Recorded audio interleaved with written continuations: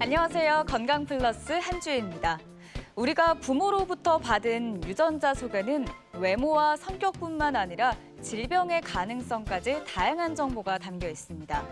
최근 들어선 유전자를 정밀하게 검사해서 질병의 가능성을 예측하고 치료하는 유전 검사가 활발해지고 있는데요.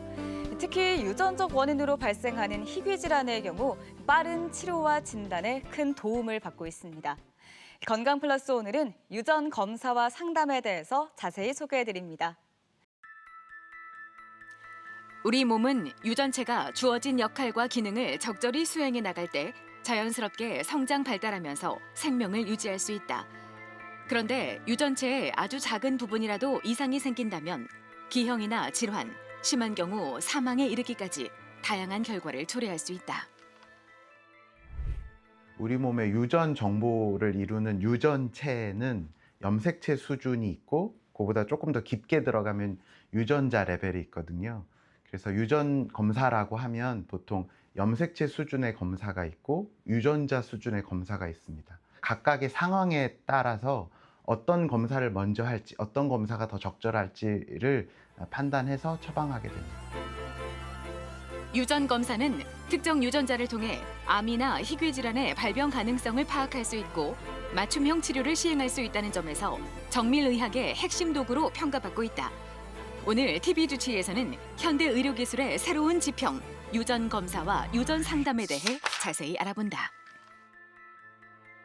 오늘 도움 말씀 위해서 건양대학교 병원 유전상담 클리닉의 오준석 교수 나오셨습니다. 안녕하세요. 안녕하세요. 네, 오늘의 주제가 유전 검사와 유전 상담인데요. 교수님께서 특별히 오늘 이 시간에 유전에 대해서 다뤄야겠다라고 생각하신 이유가 있을까요? 네, 예전에는 왜 그런지 잘 모르는 병의 원리라든지 이런 것들에 대해서 잘 몰라서 괴이한 질환이다. 그래서 괴질이라는 표현으로 많이 이야기하기도 했었는데요. 네. 요즘은 유전학이 발전함에 따라서 이 병의 원리를 우리가 조금이라도 이해하게 되고 또 그에 맞춰서 조금 치료 전략을 더 잘 수립할 수도 있고 또 중요한 것은 예후를 좀 예측해 볼 수도 있고 그래서 이러한 괴질에 대한 새로운 지평이 열리고 있는 그런 시대거든요. 그래서 지금은 아직은 걸음마 단계이지만 앞으로 유전학이 빠르게 발전하면서 많은 질환들이 또 정복되고 더 훨씬 더 우리가 그 발전의 혜택을 받을 수 있는 시대가 올 거라고 생각해서 준비하게 되었습니다. 네, 오늘 이 시간이 유전자 검사에 관심 있는 분들께는 정말 유익한 시간이 될 것 같은데요. 먼저 배경 지식부터 차근차근 살펴보도록 하겠습니다. 먼저 유전체란 무엇인지 설명해 주실까요? 유전체는 우리 몸을 설계하는 설계도라고 생각하시면 좋겠습니다.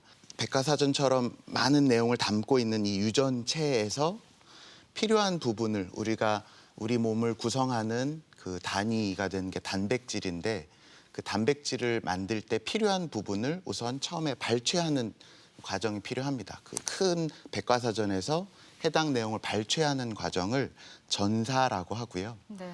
말하자면 mRNA라고 하는 것을 통해서 이렇게 하는데 mRNA로 전사한다 이렇게 표현합니다. 그래서 mRNA 형태로 전사가 되면 이것을 번역이라는 과정을 통해서 단백질을 만들게 되죠. 방금 말씀드린 것처럼 단백질은 우리 몸을 이루는 기본 단위이고요. 레고 블록처럼 우리 몸을 이렇게 구성하는 기본 단위가 됩니다.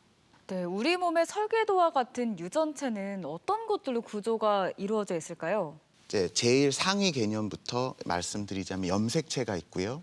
그 밑에 그 안에 유전자 정보가 담겨져 있고 네. 그 유전자라고 하는 것은 또 엑손과 인트론으로 구성되어 있습니다. 이게 이제 단어가 생경해서 좀 낯설게 느껴지실 텐데 백과사전으로 비유해서 설명을 드리자면요.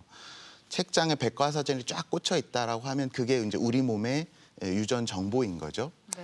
책 한 권 한 권을 염색체로 비유해서 설명할 수 있습니다. 책 한 권 한 권이 염색체이고요.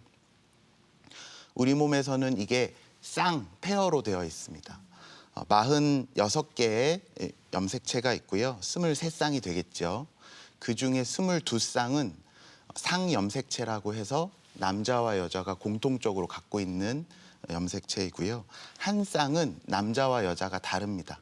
여자는 XX 염색체가 2개 있고요. 네. 남자는 XY, X 하나, Y 하나 이렇게 가지고 있습니다. 그래서 이게 염색체인 거고 그 책을 백과사전 책을 열어보면 그 안에 이제 글씨가 쭉 적혀 있잖아요. 네.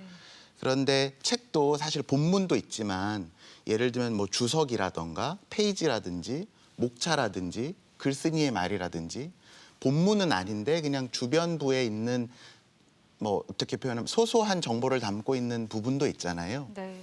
그런 부분을 인트론이라고 말할 수 있겠습니다. 그리고 그 진짜 알짜배기 정보를 담고 있는 부분을 엑손이라고 비유해서 설명할 수 있습니다.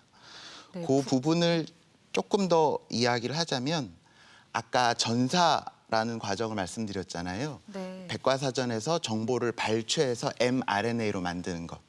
방금 그 백과사전 비유에서 본문만 따온다라는 개념으로 인트로는 빼고 엑손만 따온다. 그 과정을 전사라고 하는 거죠. 네, 전사 과정 외에도 또 유전자 구조에서 또 알아야 될 게 어떤 게 있을까요? 그 아까 백과사전 책이 이제 염색체이고 그 안에 유전자가 있다고 말씀드렸잖아요. 그리고 네. 그 유전자에는 엑손과 인트론이 있다고 말씀드렸는데 그 유전자는 또 비유해서 설명드리자면 그 백과사전에 쓰여 있는 글씨 하나하나를 말할 수 있습니다. 그렇게 설명드릴 수 있습니다.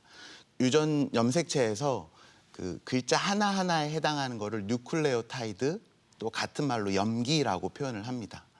그리고 이 뉴클레오타이드가 3개씩 뭉쳐서 하나의 단백질을 만들게 되는데 이 단위를 코돈이라고 이야기합니다. 예를 들면 어떤 백과사전 책에 우리 애국가의 가사가 적혀 있다라고 가정을 해보면 대, 한, 사, 람 이런 것들은 다 하나하나는 뉴클레오타이드에 해당하겠죠. 네. 그리고 대한, 사람, 의로 이렇게 단어를 이루는 것을 코돈이라고 생각하시면 되겠습니다. 이 코돈으로 단백질을 만들게 되면 이 단백질이 우리 몸을 구성하는 가장 기본 단위가 되는 거죠. 이 단백질이 모여서 기관이 되고 장기가 되고 우리 몸을 구성하게 되는 거죠. 네, 이어지는 화면에서는 또 그림도 준비해 주셨는데 이건 어떤 의미일까요? 그래서 방금은 제가 백과사전 또는 뭐 애국가 가사로 비유해서 설명드렸다면 이것은 실제 우리 몸의 세포 안에 있는 그 유전체, 염색체, 유전자, 뉴클레오타이드를 실제 모양을 조금 구성한 그림입니다. 여기 세포 안에 핵이 있고요. 네. 이 핵 안에 염색체가 있습니다. 보통 이렇게 X 모양으로 되어 있거든요. 네. 실제로 염색을 해서 현미경으로 보니까 X 형태로 되었고 염색이 된다 그래서 이름이 염색체라고 네. 이름이 붙은 것이기는 합니다. 그래서 이런 X 모양이고 이걸 아까 제가 비유한 거로는 백과사전 책 한 권에 해당하는 거죠, 이게. 네. 이거를 쫙 풀어보면 이제 유전자 레벨로 내려가서 확인해 보게 되면 뉴클레오타이드가 있는데 들어보셨을 수도 있을 건데 이중 나선 구조라고 하는 이야기를 들어보셨을 겁니다. 이 염기 또는 뉴클레오타이드라고 하는 것이 이렇게 두 가닥이 서로 이렇게 나선 형태로 꼬여가는 형태로 존재하게 되거든요. 그것을 나타낸 그림이고요. 보시면 빨간색, 노란색, 초록색, 보라색으로 표현되어 있죠. 네. 우리 몸에 이 뉴클레오타이드에는 4가지 종류가 있거든요. 말하자면 알파벳이 딱 4종류가 있다는 뜻입니다. 이 4종류의 조합으로서 그게 쭉 연결돼서 엑손이 되고 그게 유전자가 되고 그게 뭉쳐서 염색체가 되고 이런 식으로 우리 몸에 존재하고 있다는 거죠. 네, 확실히 그림으로 보기 전에 예시를 백과사전으로 들어주셔서 이해가 더 잘 되는데요. 이렇게 유전 정보를 잘 해석하는 것도 중요할 것 같은데 주의해야 할 점이 또 있다고요. 네, 맞습니다. 뒤에서 또 언급될 수도 있겠지만 유전자 검사 결과를 해석하는 것은 꽤 어렵습니다. 왜 그러냐면 이게 생물학적 다양성을 나타내는 것인지 정말 병을 나타내는 것인지가 되게 구분이 명확하지 않거든요. 스펙트럼이거든요. 비유해서 설명하자면 보조개 얼굴에 웃을 때 얼굴에 보조개는 엄밀히 말하자면 유전자 변이가 있어서 그 얼굴 표정 근육의 일부 결손입니다. 우리가 얼굴에 보조개가 있는 사람한테 아이 예쁘다 이렇게 얘기하지 너 얼굴 근육 기형이야 이렇게 이야기하지는 않는 것처럼 어떤 유전자 변이가 발견되었을 때 이게 생물학적 변이를 나타내는 건지 그냥 다양성을 나타내는 건지 아니면 실제 병을 나타내는 정도의 수준인 건지를 구분하기가 참 쉽지는 않습니다. 그래서 그러한 개념을 나타내는 단어가 스닙이라고 이야기하고요. 네. 한글로는 단일 염기 다형성이라고 하는 그런 단어가 있습니다. 제가 준비한 자료를 보시면 이 스닙이라고 하는 것은 비교적 흔하고 1% 이상에서 나타내는 비교적 흔하고 그런데 이런 뉴클레오타이드의 차이가 병을 일으키는 것이 아니라 그냥 생물학적 다양성을 나타내는 자연스러운 차이인 경우를 스닙, 단일 염기 다형성이라고 하고요. 이러한 변이가 병을 일으키거나 또는 지금은 아니지만 앞으로 잠재적으로 병을 일으킬 수도 있다라고 생각되는 수준의 변형이라면 그거를 뮤테이션, 변이라고 이야기를 하는 거죠. 제가 예시를 들은 것처럼 왜 특히나 우리나라 같은 경우에는 사투리가 있잖아요. 네. 그리고 그 문맥이라든지 또는 뉘앙스가 있어서 보전하세, 보전허세 정도까지는 의미 전달을 하는데 전혀 문제가 없잖아요. 네. 하지만 만약에 오타가 났는데 보전희세 이렇게 오타가 났다면 이건 의미 전달이 안 되는 수준이기 때문에 오류가 날 수도 있는 거죠.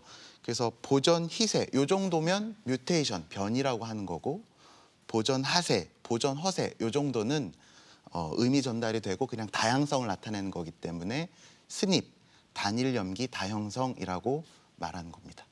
네, 이처럼 유전 정보를 해석할 때는 또 자연스러운 차이인지 또 병적인 차이인지 구분하는 게 중요할 것 같은데요.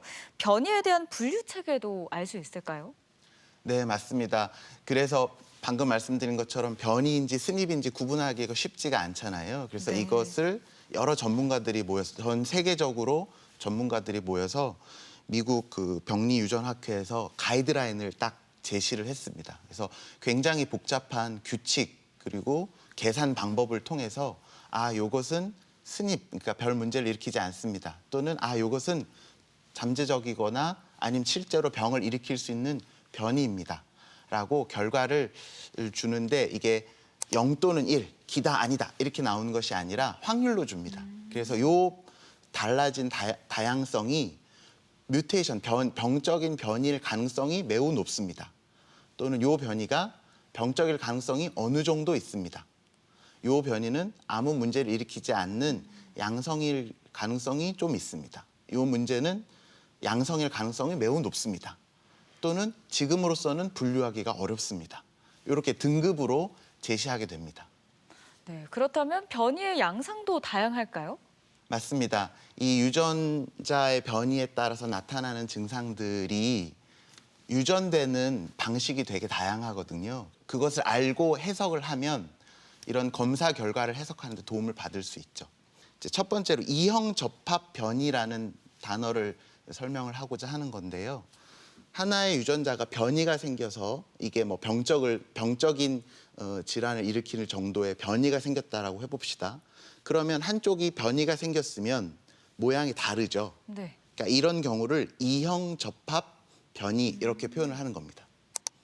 제가 예시로 들은 것처럼 동해물과 백두산이가 기본적인 원래 정상적인 거라면 네. 오타가 나서 한쪽이 서해물과 백두산이로 바뀌어버린 거죠. 두 개가 페어링 되어 있는데 다르잖아요. 네. 그래서 이형 접합 변이 이렇게 이야기를 하는 겁니다. 그런데 이런 복합 이형 접합도 있습니다. 방금 이형 접합 변이는 한쪽은 정상이고 한쪽만 변이가 생겨서 두 개의 모양이 다르다 이런 뜻이었는데 복합 이형 접합은 이쪽도 변이가 생겼고 이쪽도 변이가 생겼는데 둘 다 변이가 생기긴 했습니다. 네. 그런데 그 변이가 서로 다른 변이라서 결과적으로 양쪽이 모양이 달라진 이런 경우는 복합 이형 접합, 영어로는 컴파운드 헤테로자이고시티 이렇게 표현을 합니다. 예시로 들은 것처럼 둘 다 오타가 났죠. 하나는 서해물과 백두산이, 또 하나는 남해물과 백두산이 둘 다 오타가 났는데 두 개의 모양이 서로 다른 형태인 거죠. 마지막으로 말씀드릴 단어는 동형 접합 변이입니다. 이 한 쌍의 유전자가 두 개가 동시에 변이가 됐는데 공교롭게도 똑같은 모양으로 변이가 된 거죠. 그래서 이것도 변이고 이것도 변이인데 결과론적으로 모양은 같은 이런 경우를 동형 접합이라고 표현합니다. 호모자이고시티라고 표현을 합니다. 보시는 예시로 보시는 것처럼 둘 다 오타가 났는데 둘 다 똑같이 서해물과 백두산이 이렇게 오타가 난 경우, 이렇게 똑같은 모양으로 변이가 된 경우를 호모자이고시티, 호모자이고스 뮤테이션 이렇게 표현을 합니다. 대전 MBC 건강플러스 오늘은 유전 검사와 유전 상담에 대해 살펴보고 있는데요. 이번엔 직접 병원에 찾아가서 환자들을 만나보고 진단 방법과 치료법에 대해서 살펴보겠습니다. 화면으로 만나보시죠. 의료기술의 발달과 유전자 검사의 확대로 유전 질환 진단과 치료제 개발이 빨라지고 있다. 특히 희귀 질환의 80% 이상이 유전적 요인에 의해 발병하는데 정확한 진단이 어려워 치료에 어려움을 겪는 희귀 유전 질환 환자들에게 유전자 검사는 큰 희망으로 다가온다. 원인 불명의 희귀 질환 환자가 유전자 검사를 통해 유전 변이를 확인하면 조기 진단과 치료가 가능하기 때문이다. 네, 오늘 어떻게 오게 되셨어요? 사실 둘째 아이를 갖고 싶어서 둘째 임신 계획을 하고 있는데요. 사실 저희 첫째 아이가 자폐 증상이 있어서 둘째 아이도 자폐 증상을 가지고 좀 태어나지 않을까 이런 게 좀 많이 걱정돼서 왔습니다. 어머님의 가족들 또는 아버님의 가족들 똑같이 자폐 스펙트럼이나 또는 발달 지연, 경련 이런 질환을 앓고 있는 친척이 있나요? 아니요. 저희는 뭐 부모님도 그렇고 아니면 가족 친척들 중에서도 그런 증상을 갖고 있는 분은 없습니다. 아버님은요? 저희 가족들도 특별히 그런 건 없는데요. 또 특이할 만한 가족력이 있으신가요? 아니요. 저희 집안에는 특별한 뭐 특이한 증상 같은 건 없고요. 그냥 고혈압, 당뇨 정도 이런 거밖에 없어요. 저희 집안도 특이하게 뭐 없는 것 같습니다. 자폐 스펙트럼은 유전적 요인과 환경적 요인이 복합적으로 작용해 발생하는 것으로 알려져 있다. 유전자 검사는 이러한 특정 유전자 변이나 염색체 이상을 확인하는 데 도움을 줄 수 있으며 원인 유전자가 밝혀진다면 미래의 형제 자매가 고위험군인지의 여부도 확인할 수 있다. 첫째 아이가 자폐 스펙트럼 장애를 앓고 있는데 이제 둘째 아이를 임신할 계획을 갖고 계신 부부였습니다. 그래서 혹시 둘째 아이에게도 똑같은 자폐 스펙트럼이 발생하지는 않을까 걱정이 되셨는데요. 적절한 유전자 검사를 통해서 첫째 아이의 어떤 자폐 스펙트럼을 일으킬 만한 유전자적인 문제가 있는지 확인해보고 이것이 둘째 아이에게서도 재발할 확률이 어느 정도 되는지 평가해보고 또 가족 계획을 하시는 데 도움이 될 수 있도록 하는 그런 진료였습니다. 유전자 검사는 특정 유전자 하나를 대상으로 한 검사부터 수천 개 유전자를 동시에 분석하는 차세대 염기서열 분석까지 다양하다. 대표적인 검사 방법으로는 혈액 유전자 검사를 들 수 있는데 혈액 속 백혈구에서 DNA를 추출한 후 유전자 속 돌연변이나 복제 이상 등을 찾아낼 수 있다.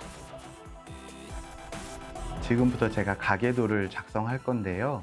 물론 아까도 간단하게 답변은 해주셨지만 사소한 거라도 이제 충실하게 답변해 주시면 감사하겠습니다. 그러면 그 가족의 범위를 어느 정도까지 말씀드려야 될까요? 네, 그러면은 우리 아이를 기준으로 해서 같은 세대는 사촌까지 그리고 위로는 이제 3대까지 작성을 해야 하거든요. 그래서 우선 우리 아이를 기준으로 아빠와 엄마가 있는데 아빠부터 한번 여쭤볼게요. 부모님 2분 계시고요. 형이 1명 있습니다. 네, 어머님은 부모님은 다 생존해 계시고 형제자매는 어떻게 되나요? 부모님 2분 다 살아 계시고요. 그리고 여동생 1명 있습니다. 가족 내에 유사한 증상을 보이는 구성원이 있다면 가계도를 면밀히 분석하는 것만으로도 유전 방식을 어느 정도 예측할 수 있다. 유전자 검사를 통해 질병의 원인 유전자가 확인되었다면 유전자의 위치와 유전 방식을 가족에게 적용해 재발 위험을 추정하는 데 유용한 정보가 될 수 있다.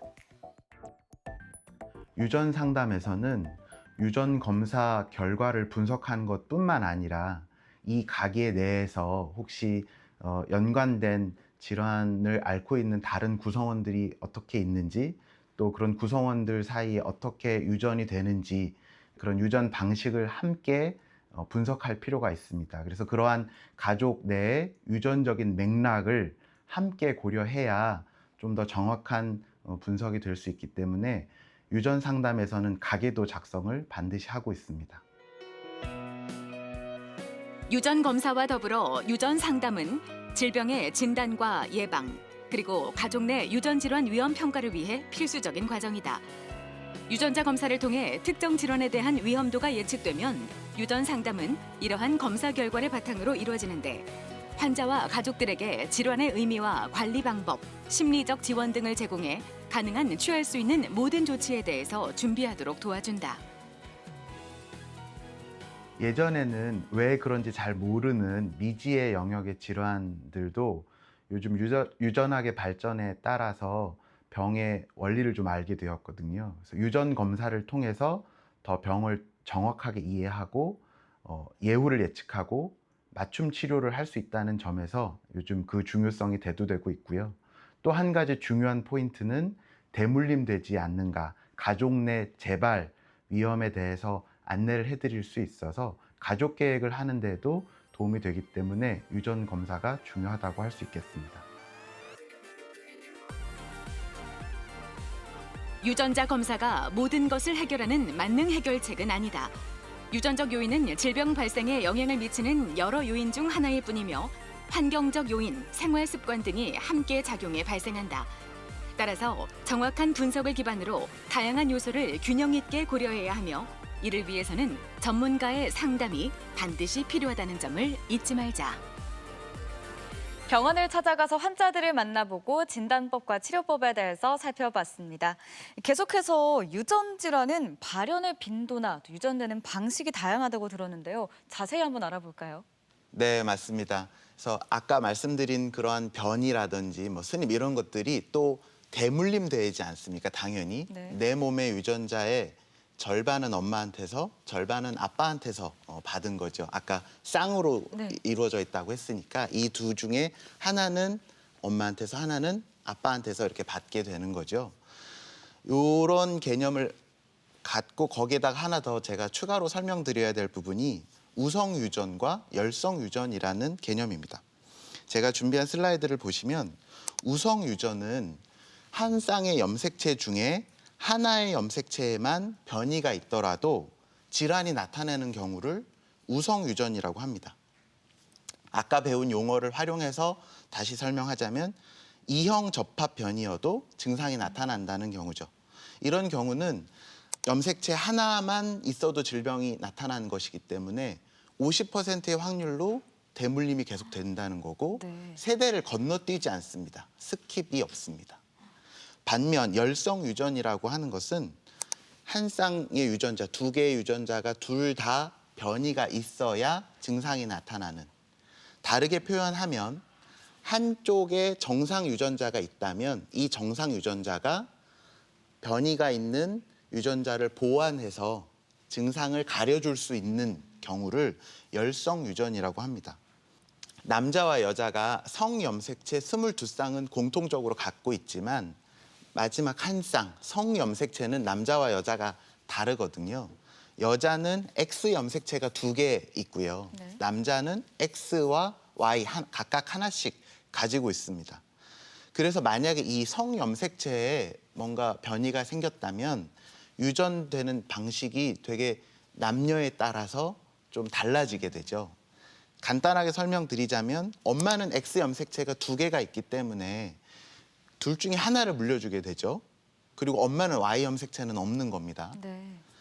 또 아빠는 X와 Y가 각각 하나씩밖에 없기 때문에 둘 중에 하나라는 개념이 아닌 거예요. 하나 가지고 있는 거를 준다 이런 개념인 거죠.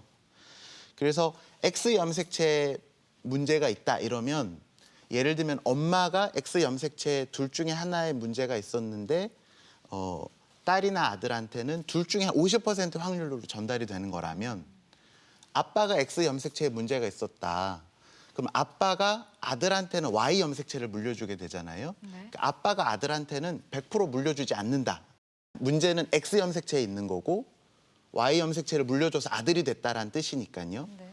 하지만 아빠가 만약에 딸이 되었다. 그러면은 아빠가 딸한테는 X 염색체를 줬다는 거고 아빠는 X 염색체가 하나밖에 없고 그 하나가 변이가 있는 염색체를 준 것이기 때문에 무조건 딸한테 그거를 전달되게 되는 거죠. 그래서 X 염색체, Y 염색체에 있느냐 또는 엄마가 전달됐느냐 아빠가 전달했느냐 또는 그 자녀가 딸이냐 아들이냐에 따라서 확률이 다 달라지게 됩니다.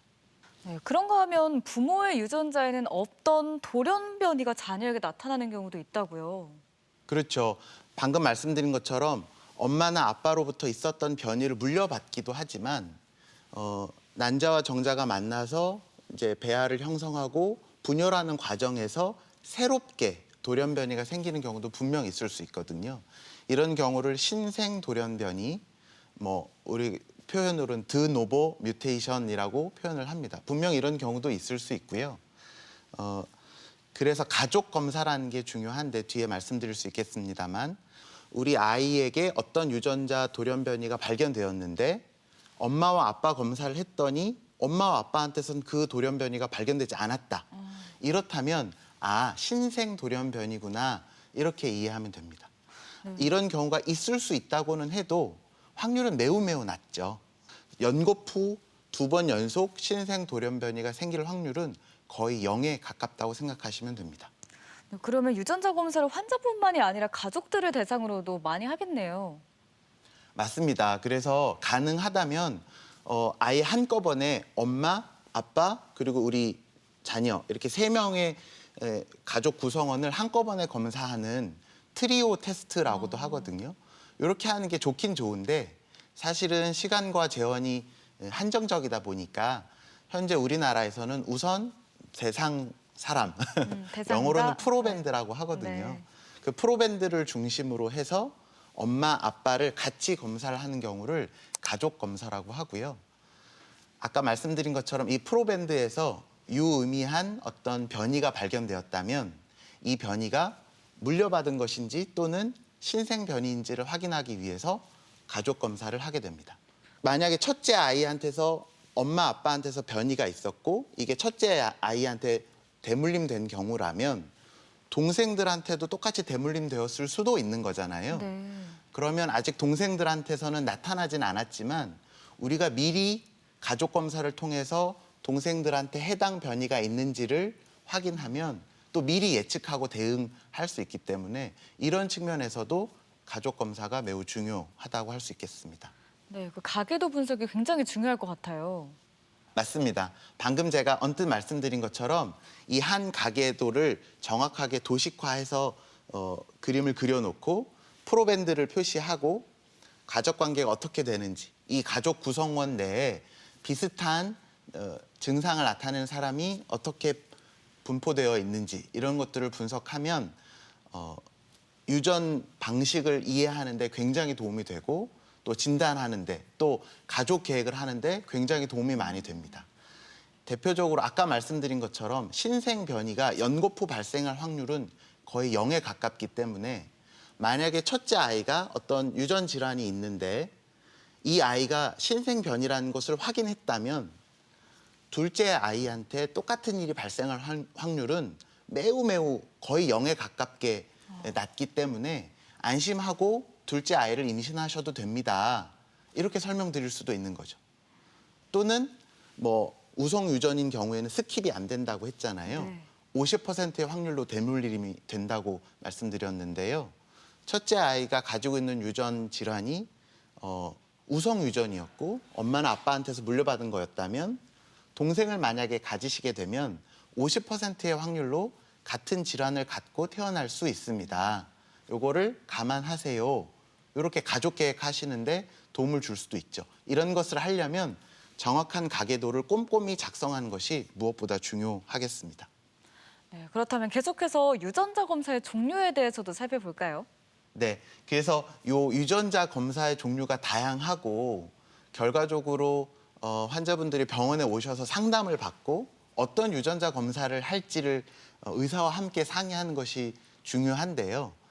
어떤 유전자 검사가 있고 지금 이 상황에서 어떤 유전자 검사가 제일 적합할지를 설명드리기 위해서 아까 서두에 유전체의 구조 이런 것들을 설명드렸던 겁니다. 네.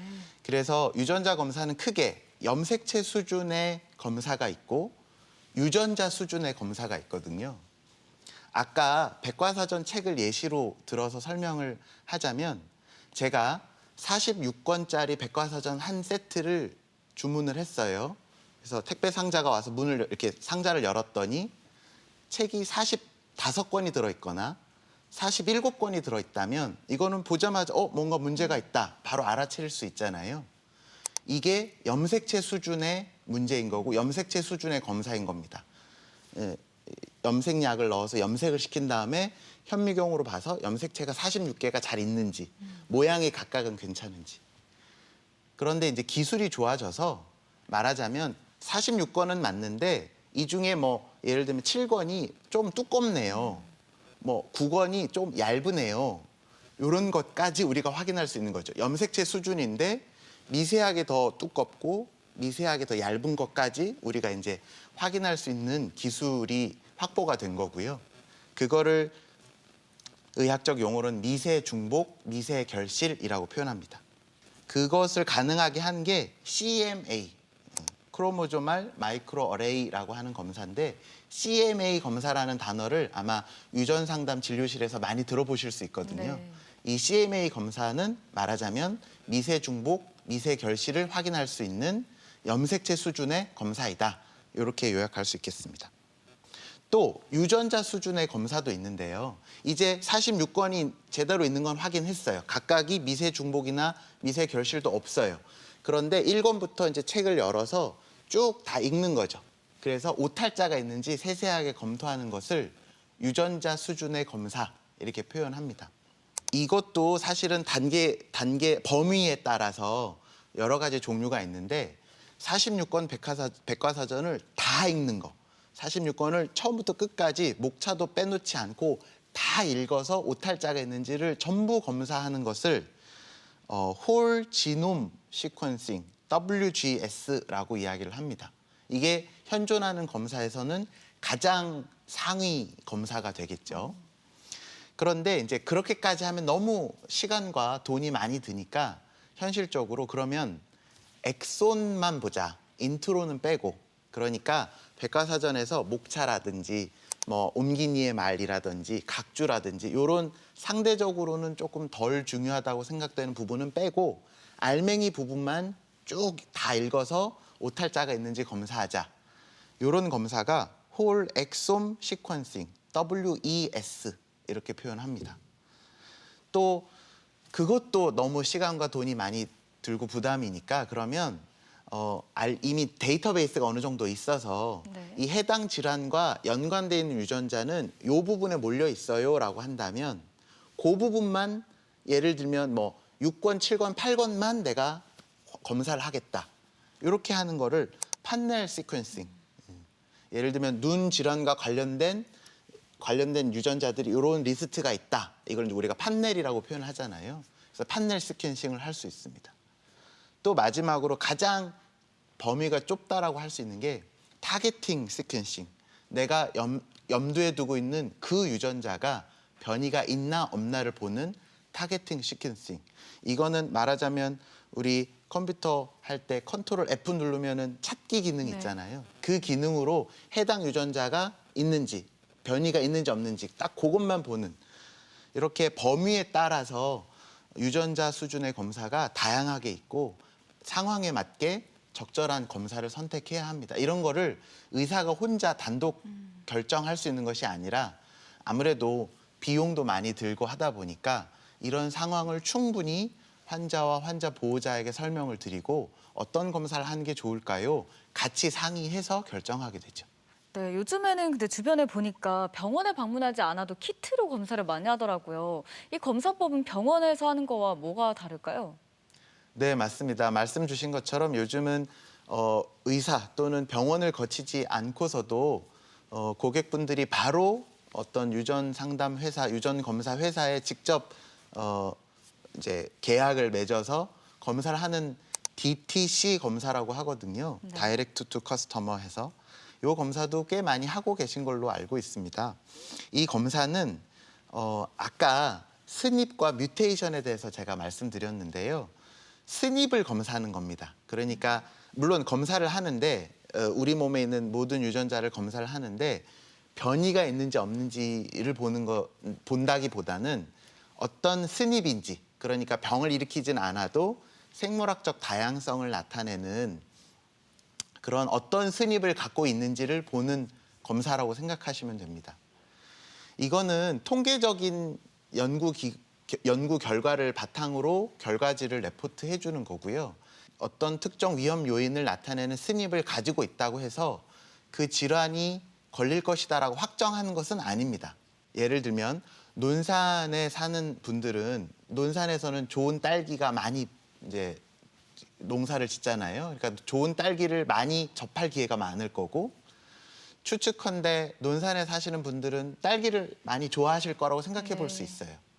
그렇지만 그렇다고 해서 당신은 논산에 사시기 때문에 딸기를 무조건 좋아하시겠군요 라고 말하는 것은 너무 확대 해석하는 거고 아닐 수도 있는 거잖아요. 네. 마찬가지로 어떤 특정 스닙이 있는 사람들이 당뇨가 생기기 쉽다라는 연구 결과가 있다고 한다면, 그런데 그 스닙을 당신 검사를 했더니 그 스닙을 가지고 있습니다. 그러니까 당신은 당뇨에 걸릴 확률이 조금 높습니다. 이렇게 설명하는 거는 맞지만 그 스닙을 가지고 있기 때문에 당신은 당뇨에 걸릴 것입니다. 라고 확대 해석하는 것은 안 된다는 거죠. 그래서 이런 DTC 검사를 해서 그 결과를 해석하는 데는 조금 주의가 필요하고 전문적인 지식이 조금 필요합니다. 네, 유전 검사를 하는 데 있어서 무엇보다 중요한 과정이 바로 상담일 것 같은데요. 이 부분 한번 자세히 살펴볼까요? 그 유전학이라는 것이 이제 막 신생해서 막 발전해가는 과정이기 때문에 많이 알려져 있지 않고 어렵습니다. 이 결과를 해석하는 데에는 전문적인 지식이 많이 필요합니다. 그래서 유전 상담이 꼭 필요한 거고요. 이 유전 상담은 유전 검사 결과를 설명해 주는 것에서만 그치는 것이 아니라 이 가족을 함께 다루는 상담이고요.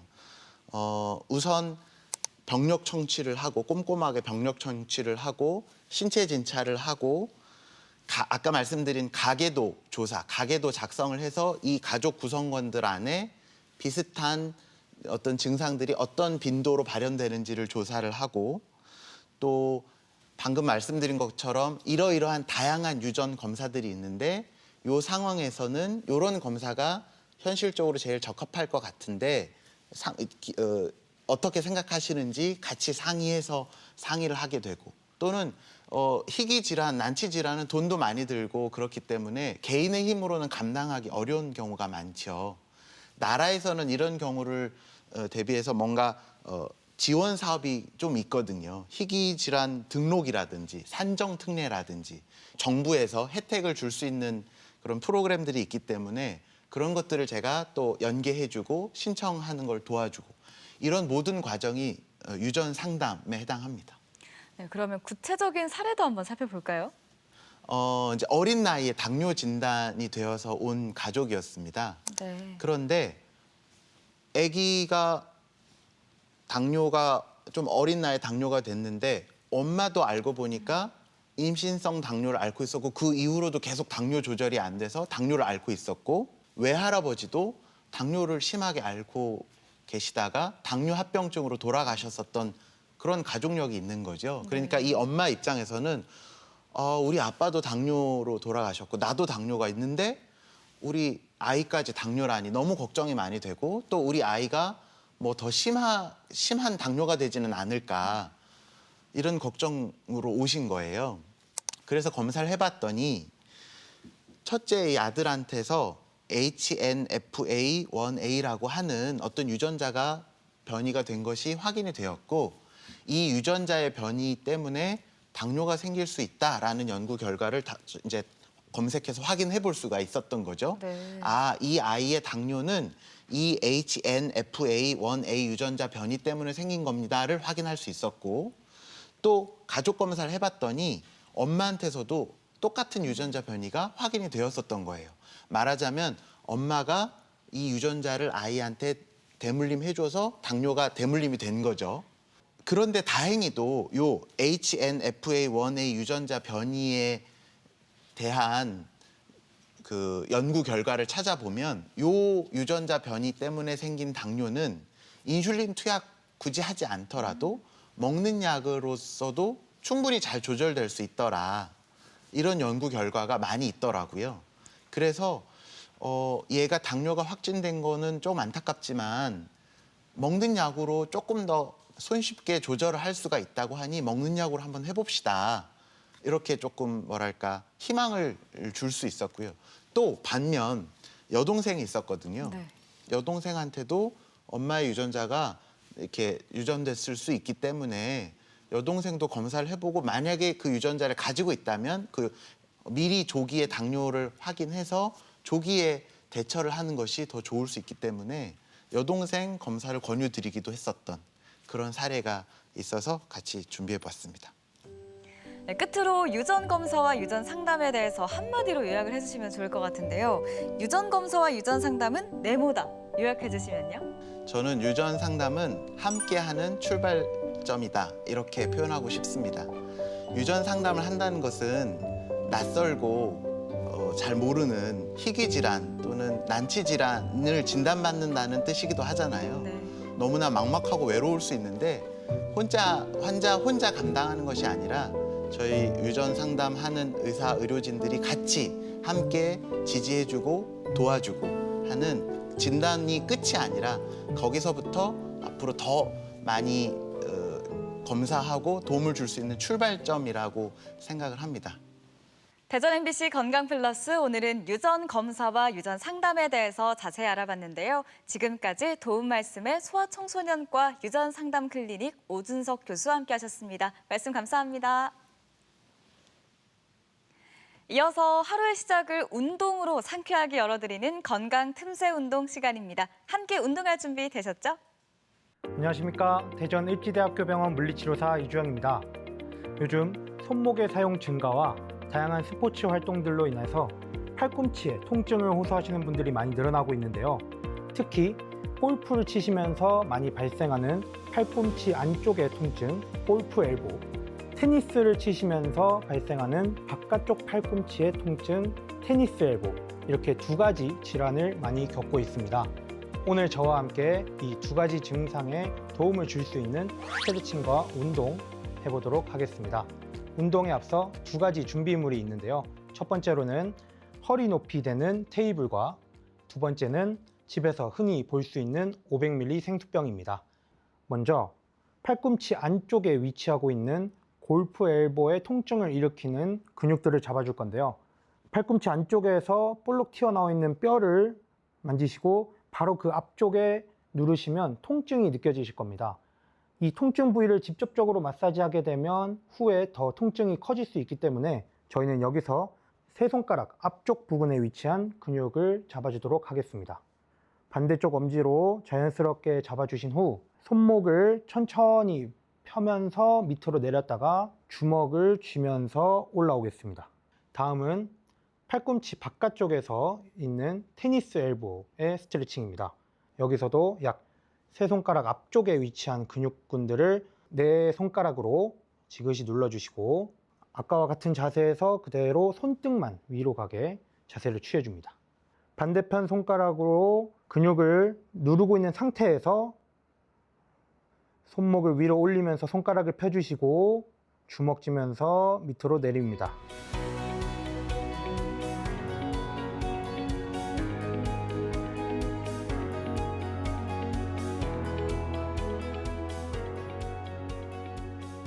두 번째 스트레칭은 체중과 테이블을 이용해서 팔꿈치에 있는 근육들을 스트레칭 해주는 방법입니다. 먼저 테이블을 바라보고 손바닥이 천장을 보게 하여 그대로 테이블로 올려놓겠습니다. 아까 첫 번째 스트레칭에서 골프 엘보 눌렀던 자리를 엄지를 이용해서 눌러줍니다. 이렇게 누른 상태에서 팔꿈치가 구부러지지 않게 주의해 주시고 가능한 범위에서 천천히 몸을 앞으로 눌러주면서 체중을 실어줍니다. 이렇게 하면 팔꿈치 안쪽에 있는 근육들이 이완하게 되면서 스트레칭 됩니다. 다음으로 할 운동은 손등이 천장으로 가게 한 상태에서 손등이 테이블로 가게 위치시켜 줍니다. 반대쪽 4개의 손가락을 이용해서 근육들을 잡아주시고 체중을 눌러 이완시켜 줍니다. 마찬가지로 체중을 실어 주었다가 풀어주기를 반복하면서 스트레칭 반복하겠습니다.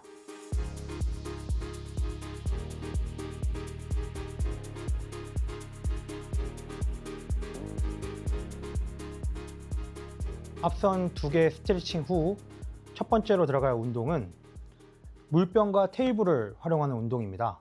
먼저 테이블을 몸 옆에 사선으로 배치를 해주시고 팔꿈치부터 손목까지 테이블에 닿을 수 있게 올려줍니다. 이때 손목은 닿이지 않도록 바깥으로 떨어져 있게 놓아주시면 되는데요. 물병을 뚜껑이 아래로 가게 잡아줍니다. 이 상태에서 손등 방향으로 돌리면서 내려가겠습니다. 90도까지 내려가셨다가 다시 원래대로 돌아오기를 반복하는데 천천히 물병의 무게를 느끼면서 운동하는 것입니다. 손등 방향으로 운동이 끝나셨다면 같은 자세에서 손바닥 방향으로 천천히 버티면서 90도까지 내려갑니다.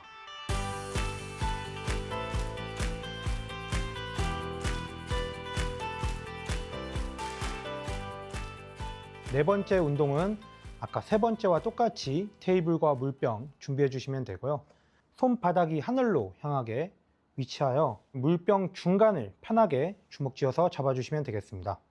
이 상태에서 물병에 무게가 있으니 편하게 힘을 빼고 내려쳐 놓은 상태에서 주먹을 쥐면서 손목만을 이용해서 올려줍니다. 이때 팔꿈치나 어깨가 움직이지 않도록 주의해 주시고 물병의 무게를 느끼면서 빠르지 않게 천천히 내려주기를 반복합니다. 바로 이어서 테니스 엘보 운동하도록 하겠습니다. 같은 자세에서 손등이 하늘로 가게만 뒤집어 주시고 마찬가지로 손목 편하게 내려놓은 상태에서 위로 손등을 올려줍니다. 끝까지 올리셨다가 다시 물병의 무게를 느끼면서 천천히 내려주기를 반복하겠습니다.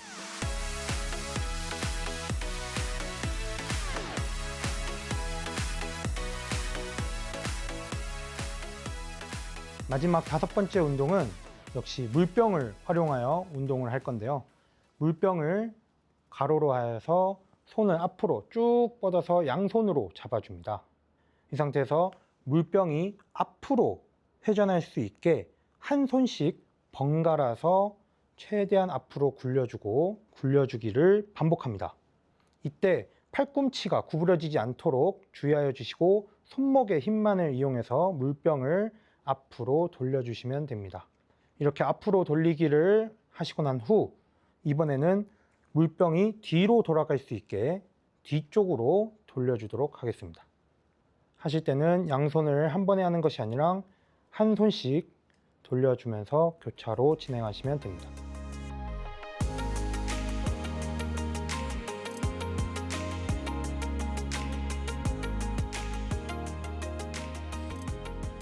지금까지 골프 엘보와 테니스 엘보에 좋은 스트레칭과 운동 배워보았는데요.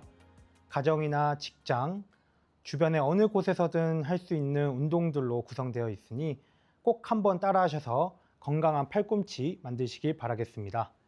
저는 다음 이 시간에 더 좋은 운동과 스트레칭으로 찾아뵙도록 하겠습니다.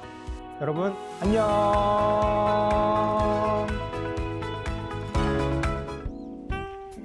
건강 플러스 저희가 준비한 소식은 여기까지입니다. 이번 한 주도 건강한 한 주 보내시고요. 저희는 다음 주 이 시간에 다시 찾아뵙겠습니다.